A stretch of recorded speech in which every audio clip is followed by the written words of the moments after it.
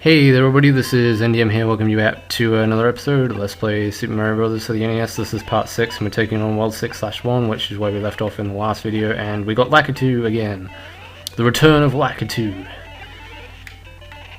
Alright, so I'm gonna try and make this jump here without taking a hit. I think this level's actually a lot harder than the one we did previously, so yeah, things are gonna start to get a little bit tricky here. Actually, hang on a second, wait, 1 minute. I said 1 minute, but I meant more like 1 second. I just had to make a save state just in case, because I had a feeling that I didn't make one after ending off the last video. So, can we actually kill Lakitu with the fire flower? I mean, I imagine if you get high enough, you can probably do it.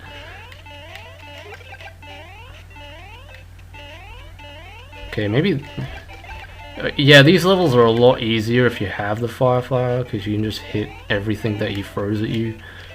So it's just like really easy. If you're trying to do it without the fire flower, just forget it. It's a freaking nightmare. But yeah, that's the end of that. So that was an easy level, thankfully.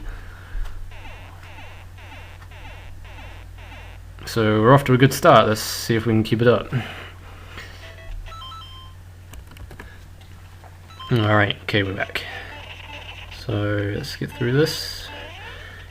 Let's see what they're going to throw at us this time. Well, they can't throw anything else that's more of a nuisance than what they already have thrown at us, which is Bullet Bills and Hammer Brothers. Hammer Brothers and Bullet Bills, the perfect concoction for disaster. More or less.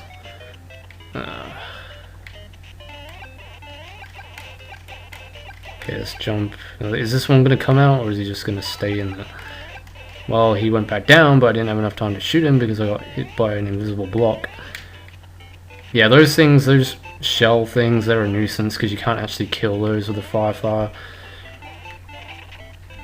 because they have a shell on them, so yeah, that's why you can't hit them. Right, okay, I believe we have to get up here, but I don't really see how we're going to do that.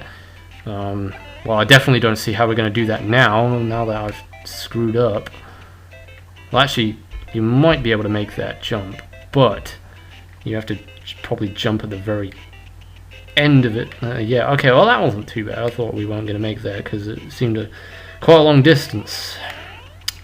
Quite a long distance. Okay.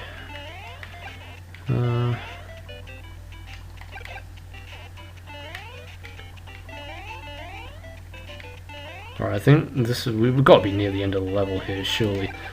I mean, is this it? I'm waiting for this piranha plant to come out, just in case he comes out and hits me. Alright, you know what, screw it.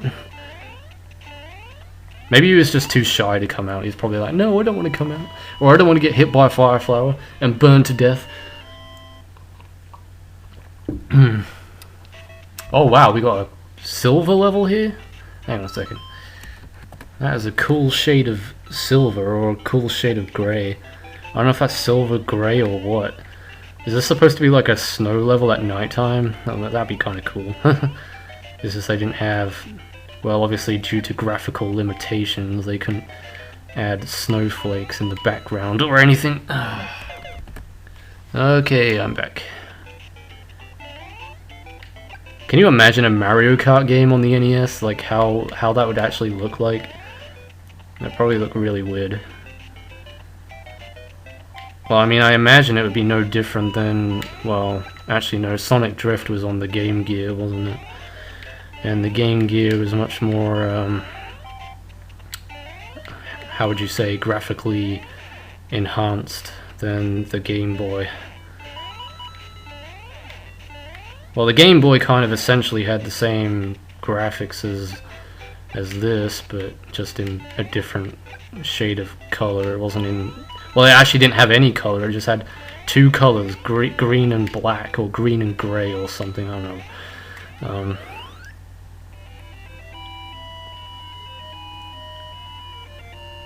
Well, actually, if you play original Game Boy games on an emulator, they're in black and white.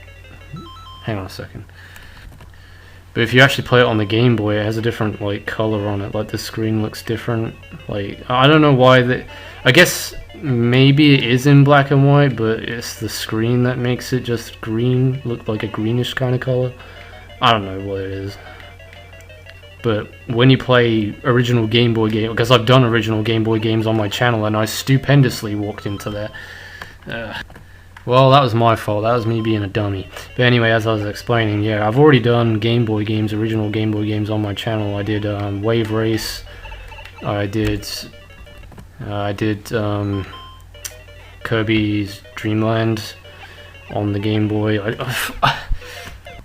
I don't even know what the hell that was. That was a freaking disgrace, that was, man. I even had the button pressed down on B, but for some, you know what, this is why I don't think it's good to play this game with a freaking Xbox controller, because you really have to apply a certain kind of pressure onto the buttons to make them register sometimes. Especially I've noticed that with this game, like if you don't press the B button down in a certain position on the actual button, it doesn't register properly for some reason. And I've got big thumbs too, so it's kind of weird. Well, I've got big hands, so... But yeah. Maybe it's just that I'm not applying enough pressure to it. Just not pressing it down hard enough. Oh, now he's throwing hammers at us. He's turned into Hammer Brother Bowser all of a sudden. Jesus. Okay, I'm just gonna back myself up here a second. Yeah, I knew he started throwing hammers at you at some point. You know what? Yeah, I'm not taking the risk of dying here again and then having to do the whole level. So... This is going to be a real doozy, this is. I mean, look at all those hammers. Look at that mess that he's throwing. Like, so much crap. So much crap. I don't even know if I'm going to make that. Look at it. This is a huge mess of projectiles, literally. I think this might be where it all ends for the fire flower. I don't even know if I'm going to be able to make it through this without taking a hit. It's just downright fucking, you know, it's part of my language, impossible. I mean, just look at that. It's easy to get through it if you're tiny, because you can just jump through the little gaps between the hammers that he's throwing. As you can see, there's like gaps. I just cannot seem to find the right opportunity to jump here. So you know what?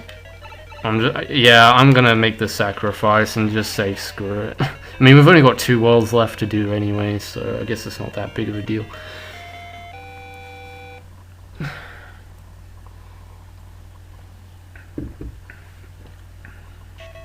Alright guys, I'm gonna end off the video here and we'll continue on next time. So on the next episode of Let's Play Super Mario Brothers for the NES.